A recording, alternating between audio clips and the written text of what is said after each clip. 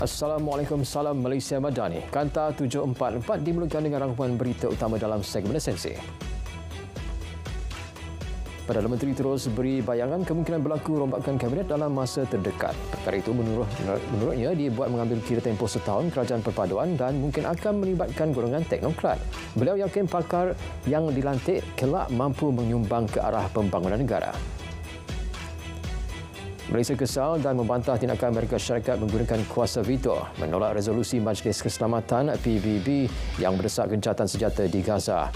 Perdana Menteri berkata tindakan Amerika itu jelas menunjukkan sikap tidak peduli hak kemanusiaan sekaligus membiarkan Israel terus membunuh kanak-kanak dan wanita Palestin. Kes COVID-19 di Melaka meningkat hampir 100% dengan 534 kes baharu berbanding 268 kes sebelumnya. Satu kes kematian baharu dilaporkan menjadikan jumlah kes kematian meningkat 1,218 kes. Terdapat 458 kes aktif sedang menerima rawatan namun tiada kes di unit rawatan rapi. Satu kluster aktif dilaporkan iaitu kluster Paya Rumput Jaya yang merupakan kluster pendidikan. Orang ramai tidak perlu bimbang terhadap keselamatan data peribadi menerusi pembangunan identiti digital nasional IDN. Timbalan Perdana Menteri berkata maklumat peribadi akan dipegang sepenuhnya oleh kerajaan dan bukan pihak ketiga. Digital ID merupakan suatu bentuk pengenalan dan pengesahan diri individu secara digital yang bakal dimanfaatkan sektor awam dan swasta untuk mengesahkan identiti pengguna semasa melakukan transaksi secara dalam talian. Langkah Kementerian Pengangkutan tidak menawarkan diskaun bagi saman JPJ sempena program setahun bersama Kerajaan Madani adalah bagi mendidik orang ramai. Menteri Pengangkutan berkata kementerian itu telah mengamalkan dasar tiada pemberian diskaun sejak 2018 lagi semasa beliau menerajui kementerian berkenaan dari 2018 hingga 2020. Jelasnya, kementerian sudah membatalkan lebih 4 juta saman sistem penguatkuasaan automatik pada 2018. Sultan Johor, Sultan Ibrahim Almarhum Sultan Iskandar pada Sabtu menerima menghadap delegasi jawatankuasa Majlis Rasmi Kerajaan di Kuala Lumpur. Delegasi jawatankuasa berkenaan diketuai Timbalan Ketua Setiausaha Kanan Jabatan Perdana Menteri, Dato' Awang Alik Jeman. Hadir sama penyimpan Mohor Besar Raja-Raja Tan Sri Syed Daniel Syed Ahmad, Ketua Pegawai Istiadat Kerajaan Dato' Rozainur Ramli dan Dato' Paduka Maharaja Lela Istana Negara Dato' Azwan Effendi Zarath Keith Naini.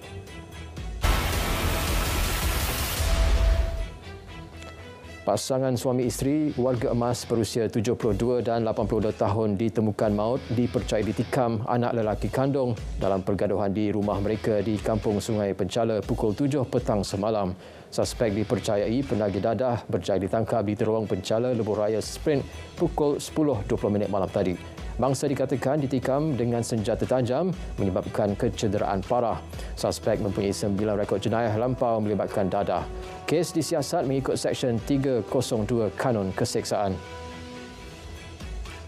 Orang ramai diingatkan tidak berkongsi maklumat palsu mengenai kanak-kanak autism Zain Ryan Abdul Matin yang ditemukan mati dibunuh 6 Disember lalu. Ketua Polis Daerah Petaling Jaya menegaskan individu terlibat boleh disiasat dan dikenakan tindakan mengikut Seksyen 233 Akta Komunikasi dan Multimedia 1998. Siasatan masih diteruskan dan kes diklasifikasikan semula daripada mati mengejut kepada siasatan kes bunuh di bawah Seksyen 302 Kanun Keseksaan. Kes penipuan dalam talian meningkat 37.5% bagi tempoh Januari hingga November tahun ini. Sebanyak 32,462 kes penipuan direkodkan bagi tempoh itu. Pihak polis menjangkakan angka kes terus meningkat jika langkah pencegahan sewajarnya tidak diambil. Orang ramai juga dinasihatkan agar jangan mudah terpengaruh dengan taktik skamer. Siasatan mengenai dakwaan penipuan berhubung bantuan banjir di Kelantan akan diserah kepada bahagian pengurusan bencana pejabat SUK negeri itu. Pengarahnya ICU JPM Kelantan berkata perkara siasatan harus dilakukan dengan adil. Dilaporkan terdapat pihak dakwaan sangkut menipu dengan berpindah ke PPS semata-mata untuk mendapatkan bantuan. Tindakan itu menyebabkan mereka yang benar-benar layak menerima bantuan terpaksa menumpang di rumah saudara atau di surau berdekatan. KPDN berjaya merampas 6.5 juta diesel bersubsidi bernilai 13.69 juta ringgit yang cuba diseludup. Jumlah itu hasil serbuan bermula Mac lalu. Timbalan Menterinya Fuzia Saleh berkata rampasan dibuat menerusi 769 serbuan optiris yang dijalankan di seluruh negara. Pelbagai rampasan dilakukan termasuk lori dan trak pikap yang dibuah suai bernilai 75.29 juta ringgit. KPDN nafi berlaku kekurangan bekalan gula dalam negara. Timbalan Menterinya Fuzia Saleh berkata sebanyak 42,000 tan gula dikeluarkan pada setiap bulan, mencukupi setakat ini. Pemantauan giat dijalankan serta laporan berkaitan pengeluaran gula juga diterima pihaknya pada setiap hari. Kementerian Kesihatan mengekalkan SOP di semua PPS yang dibuka akibat banjir bagi mengekang penularan kes COVID-19. Menterinya, Dr. Zaliha Mustafa berkata ia berikutan wujud peningkatan kes ketika ini namun jumlahnya masih terkawal dan belum di tahap membimbangkan. Kaki tangan kesihatan di PPS juga disedia maklum mengenai SOP sedia ada. Ini termasuk menjalankan pemeriksaan kesihatan ke atas penduduk terjejas terutama yang mempunyai gejala. Kursus integriti dan anti rasuah diwajibkan kepada mahasiswa yang mendaftar di semua institusi pengajian tinggi awam IPTA bermula sesi pengambilan Oktober tahun ini. Tujuannya bagi memberi pendedahan kepada pelajar mengenai kesalahan rasuah dan kesannya terhadap masyarakat dan negara. Silabus subjek itu disusun SPRM bersama pihak universiti. Subjek kursus serupa turut dijangka akan diwajibkan di IPTS bermula bulan depan. Kegagalan berterusan Majlis Keselamatan PBB UNSC untuk menangani situasi meruncing di Gaza merupakan satu tindakan yang amat tidak adil. Menteri Luar Datuk Seri Zamri Abdul Kadir kesal UNSC gagal menerima pakai resolusi menuntut gencatan senjata kemanusiaan segera di Gaza yang disokong oleh 102 negara termasuk Malaysia. Beliau mengulas tindakan Amerika Syarikat yang memveto resolusi PBB untuk menggesa gencatan senjata segera bagi menangani konflik antara Israel dan Hamas di Gaza. Bandar Kota Tinggi, Johor akan dijadikan perintis dalam rangka pembaharuan pembangunan menerusi kerjasama Universiti Teknologi Malaysia dan Majlis Daerah Kota Tinggi. Kerjasama itu meliputi projek fizikal, pembangunan intelek, komuniti dan menyatukan semua usaha bagi mencapai aspirasi yang lebih besar. Menteri Pendidikan Tinggi berkata pelan jangka pendek dan panjang telah dirangka agar pemindahan ilmu dan kepakaran universiti dapat diterjemah kepada masyarakat. Projek pembangunan kapal peronda generasi kedua LCS tetap diteruskan walaupun terpalit kontroversi sebelum ini. Menteri Pertahanan berkata kemajuan projek tersebut dipantau Jawatankuasa Kira-kira Wang Negara dari semasa ke semasa. Taklimat status laporan kemajuan LCS juga diberi kepada Jawatankuasa Pilihan Khas Parlimen. Radar Pertahanan Udara Jarak Jauh GM400 akan ditempatkan di Bintulu, Sarawak sebagai radar utama ATM. Tujuannya bagi memastikan sempadan negara terus dikawal selain menggantikan radar yang sedia ada yang rosak. GM400 merupakan radar terbaru bagi kumpulan radar Ground Master yang banyak digunakan sebelum ini termasuk di Malaysia. Negeri Sembilan bercadang untuk memperkasa sektor pelancongan di 3 kawasan pantai peranginan di Port Dickson. Exco Negeri Nicole Tan Lee Kun berkata ini melibatkan Pantai Teluk Kemang, Pantai Port Dickson dan Pantai Cahaya Negeri. Perancangan untuk mewujudkan pusat makanan tempatan dan antarabangsa ke 3 pantai berkenaan dijangka menjadi tarikan pelancongan baru di negeri itu. Pemecatan bekas ahli Majlis Kerja Tertinggi MKT UMNO Isham Jalil merupakan keputusan muktamad yang diputuskan oleh MKT. Jelas Presiden UMNO Datuk Seri Dr. Ahmad Zahid Hamidi, keputusan tersebut boleh dilakukan tanpa perlu melalui Jawatankuasa Disiplin. Beliau menjawab dakwaan Isham tidak diadili oleh Jawatankuasa Disiplin dan keputusan pemecatan dibuat oleh Presiden Parti.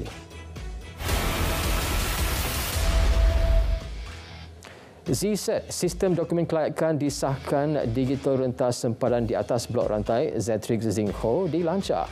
Ia kerjasama MyEG dan Bay2 IT Innovation yang menawarkan perkhidmatan pengeluaran dan pengesahan dokumen kelayakan termasuk identiti digital rentas sempadan. Timbalan Perdana Menteri Datuk Seri Dr. Ahmad Zahid Hamidi berkata pelancaran sistem selari dengan visi Malaysia Madani dalam merealisasikan industri yang berpegang pada inovasi dan digital. Sektor agri-komoditi negara terus memacu pertumbuhan positif apabila merekod nilai ekspor memecah 137 bilion ringgit setakat Oktober lalu. Timbalan Perdana Menteri berkata sektor itu masih memberi sumbangan besar kepada negara berbanding tahun lepas, sekaligus membuktikannya mampu berdepan cabaran ekonomi dan persaingan geopolitik. Pemberian kadar dividen Skim Simpanan Pendidikan Nasional Simpan SSPN bagi 2023 dijangka meningkat berbanding tahun sebelumnya. Menurut pengurusi PT-PTN, ia susulan peningkatan keuntungan pelaburan dan tren prestasi deposit simpan SSPN setiap tahun serta disokong pelbagai keistimewaan dan manfaat. Tahun ini, PT-PTN merekodkan pulangan pelaburan deposit simpan SSPN sebanyak 287.64 juta ringgit bagi tempoh Januari sehingga September. Ringgit dijangka terus mengukuh berbanding dolar Amerika bulan ini. Ia berikutan penyusulan bermusim mata wang Amerika dan menjelang jangkaan penurunan kadar inflasi berterusan. Kenanga research memaklumkan prestasi makro negara maju itu yang kurang memberansangkan serta berlanjutan turut menyumbang penurunan kadar faedah negara tersebut. Peningkatan ringgit juga disumbang oleh bacaan KDNK suku ketiga 2023 yang lebih baik daripada jangkaan. Indeks harga seunit besi meningkat antara 0.1% hingga 2.0% bagi kebanyakan kawasan pada November tahun ini berbanding bulan lepas. Menurut Jabatan Perangkaan Malaysia, peningkatan itu seiring perubahan harga biji besi dan besi yang berlaku di peringkat global. Bagi keratan keluli dan logam pula, indeks harga seunit kekal tidak berubah bagi kebanyakan kawasan. Pemimpin dunia, Kumpulan Hak Asasi Antarabangsa serta Pegawai Pertubuhan Bangsa-Bangsa Bersatu PBB mengkritik Amerika Syarikat kerana membantah resolusi PBB yang menggesa gencatan senjata kemanusiaan dilaksanakan segera di Gaza. Resolusi PBB yang mendapat sokongan 13 ahli Majlis Keselamatan PBB UNSC dibantah AS sementara Britain memilih berkecuali. Resolusi dikemukakan oleh Emirat Arab Bersatu UAE dan ditaja bersama oleh 100 negara lain. Israel menerusi pengeboman di Gaza selepas Amerika Syarikat menghalang resolusi Pertubuhan Bangsa-Bangsa Bersatu untuk gencatan senjata. Israel menggempur Gaza dengan serangan udara. Kementerian Hamas berkata 71 yang maut tiba di Hospital Al-Aqsa di Deir al-Balah dalam tempoh 24 jam dan 62 di Hospital Nasser di Bandar Selatan Khan Yunis. Sekurang-kurangnya 17,490 terkorban, kebanyakan wanita dan kanak-kanak dalam 2 bulan pertempuran di wilayah sempit itu. Pemberontak Houthi Yaman mengecam untuk menyerang kapal yang menuju ke pelabuhan Israel melainkan makanan dan ubat dibenarkan masuk ke semenanjung Gaza. Amaran terbaru itu dibuat di tengah-tengah ketegangan yang memuncak di Laut Merah dan perairan sekitarnya berikutan siri serangan maritim oleh pemberontak Houthi sejak bermulanya perang Israel-Hamas pada 7 Oktober. 5 terbunuh dan lebih 20 lagi cedera dalam pengeboman tentera Syria di kubu pemberontak utama negara itu. Pasukan rejim menyasarkan secara langsung kawasan kediaman di bandar Idlib dan Sarmin selain kawasan perindustrian turut terjejas. Kawasan berkenaan dikuasai Hayat Tahrir al-Sham yang mengawal wilayah jiran Aleppo, Hama dan Latakia.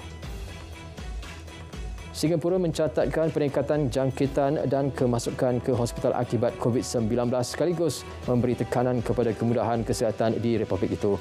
Anggaran kes meningkat kepada 32,030 kes dari 26 November hingga 2 Disember berbanding 22,094 kes minggu lalu. Anggaran kes COVID-19 harian diterima hospital meningkat kepada 225 kes berbanding 136 kes minggu sebelumnya. Kementerian Kesihatan Indonesia menggesa langkah berjaga-jaga berikutan peningkatan kes-kes subvarian baru COVID-19 sambil memberi jaminan kesediaan vaksin. Jurucakap Kementerian Siti Nadia Tarmizi memberitahu terdapat peningkatan kes kepada 267 seminggu berbanding 10 hingga 20 kes mingguan. Kanta 744 berakhir di sini. Dari sungai ke segara, Palestin pasti merdeka. Malaysia Madani, tekad perpaduan penuhi harapan.